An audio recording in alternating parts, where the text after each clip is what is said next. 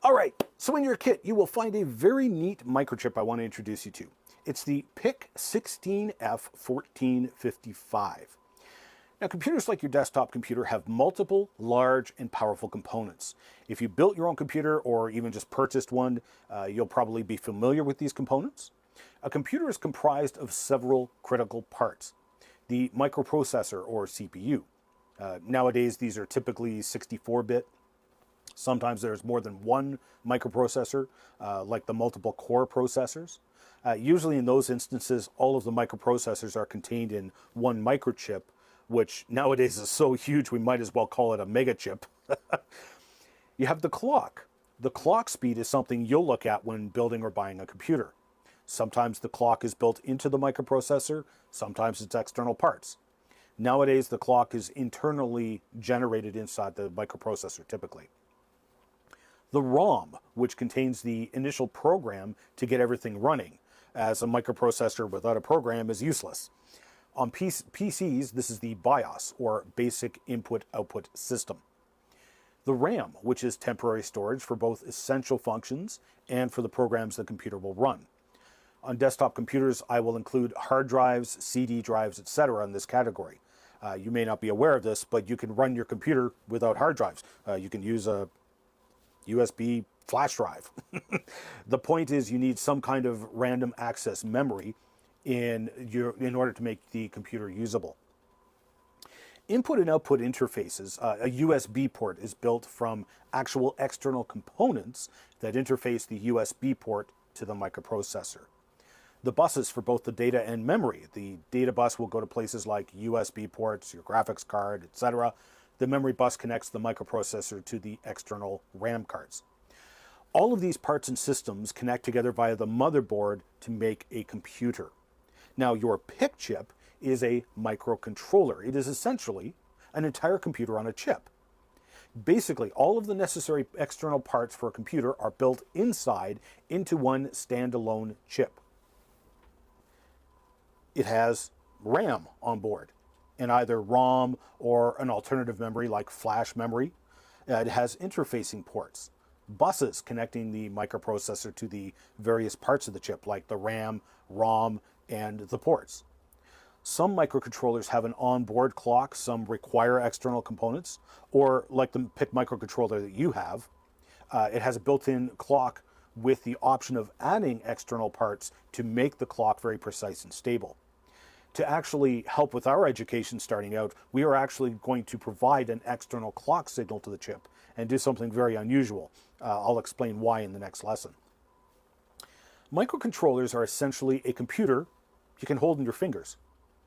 As such, even though the RAM, ROM, and its interfaces are greatly reduced to keep the package small, they are extremely versatile and powerful little chips.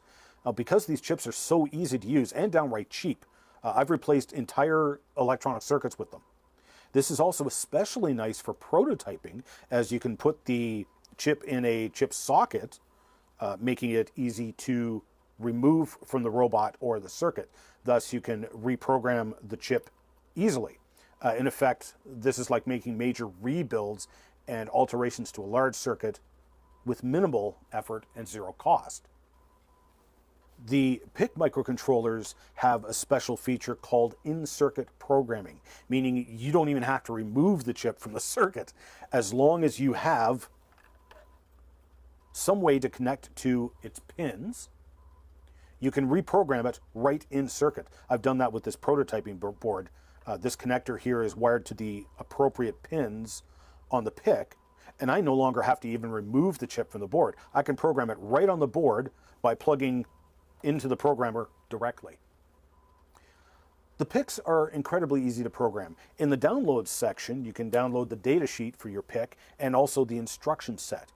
In fact, download it and save it somewhere because we're going to refer to it several times in the following lessons. Open up the instruction set and go to page 3. There you have it, the main programming language of the PIC microcontrollers. Count them. There's only 35 instructions total. And most of those instructions you'll never use. So let's take a look at the pinouts. Let's take a look at pin 7. This is actually a multi-purpose pin. It can be a digital input or output. It can also be an analog input or using an internal analog to digital converter. Put in a varying voltage, you have an analog to digital converter inside that spits out a binary number to the microprocessor. The pin can also act as a digital to analog converter. You can send a digital number to the controller internally from the microprocessor, and the output on this pin is a varying analog voltage controlled by the D to A converter. So you can generate analog waveforms like sound waves to drive a speaker with speech, music, sound effects, whatever. The pin can also act as a pulse width modulated output, and it can actually source a decent current, so you can directly drive an LED, for example, with no external transistor needed, and you can control the brightness of an LED. It can also be a comparator. You can use this pin with another comparator pin, and the microcontroller will compare the voltages of the two pins, figure out which one is at a higher voltage than the other, and then do some action you program. This microcontroller has a universal serial communication built in as well, using multiple pins. This pin 7 happens to be one of the pins I can use for that. It is the interrupt pin.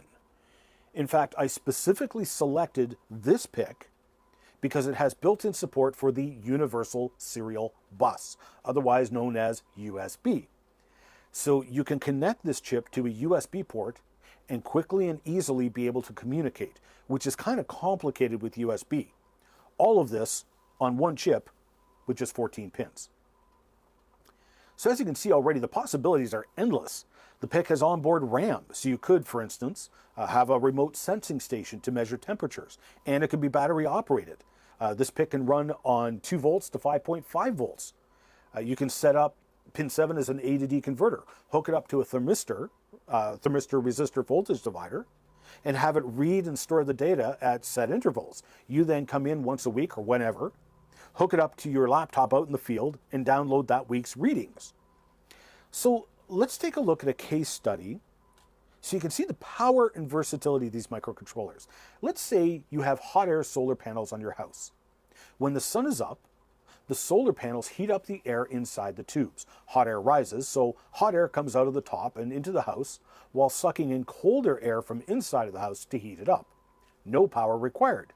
It's an excellent system, very reliable. However, during the night when the sun is down, not only are the panels not producing heat, convection currents will set up in the panels, hot air will come in the top, the solar panel will act just like a big heat radiator, it will cool the air inside the tubes, send the cold air back into the house, sucking the hot air into the top to cool it down. To fix this, we can build circuits exactly like what you did in the analog electronics module. We can put a temperature sensor on the inside of the air duct, and put a couple of servo motors on each opening of the air ducts, which close over the air ducts to keep air from flowing through it. When the temperature gets hot enough, the circuit opens or closes the doors using the servo motors. Now you built this circuit. You remember how big and complicated it was. We'll add a second circuit which also has a thermistor, use our op amp as a comparator, so that when the temperature gets hot enough, the op amp turns on a relay, which turns on a fan, which forces air through the ducts, transferring the hot air into the house. The air gets cold enough that the lower temperature is measured by the sensor, which sends a signal to the doors to close the doors and turn off the fan.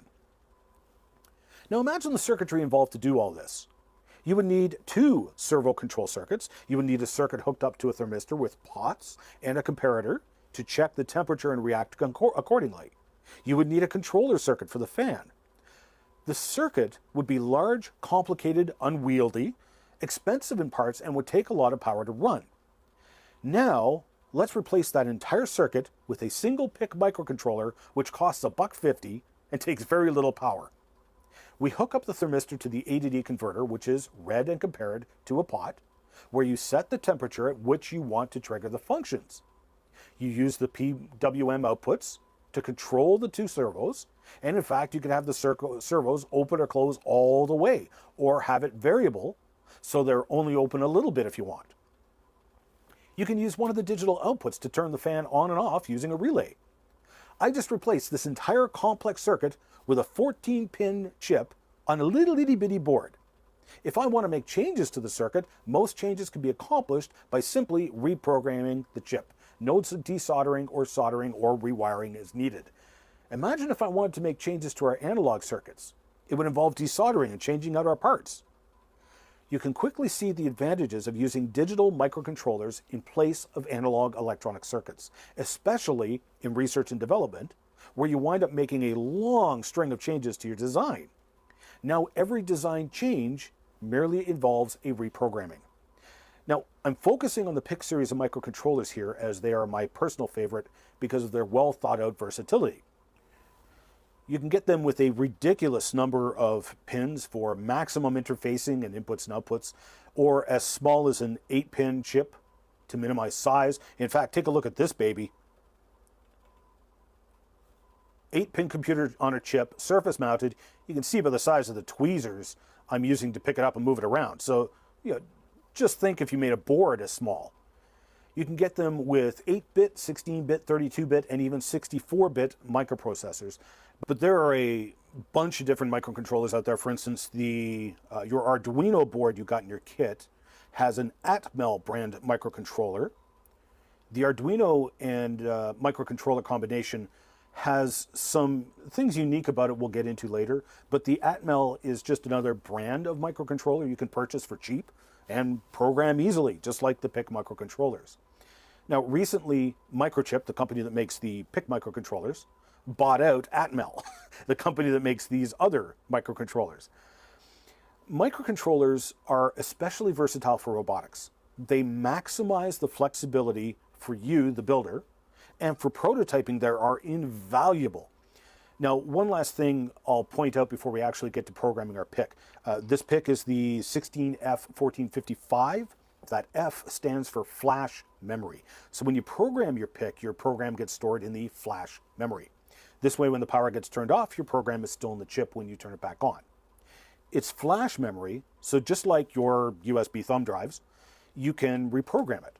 However, there are other PICs which you can only program one time. They have EEPROM memory. In the case of the PIC chips, the number would be 16C. Now, back not long ago, before flash memory was so readily available and cheap, you could get PICs which had ROM that was erasable by ultraviolet light. Here's one right here. They actually had a window on top, and you shone a strong ultraviolet light through the window, and after a few minutes, the light would actually erase the memory, and you could reprogram it. This required what they called a UV burner, and it took about 20 minutes to half hour to erase the memory. You could then reprogram your PIC and put a piece of tape over the window to keep light out and preserve the program. So if you're ever ordering PIC microchips, you probably want the flash kind because they are the easiest to work with. Okay, let's get to programming our PIC.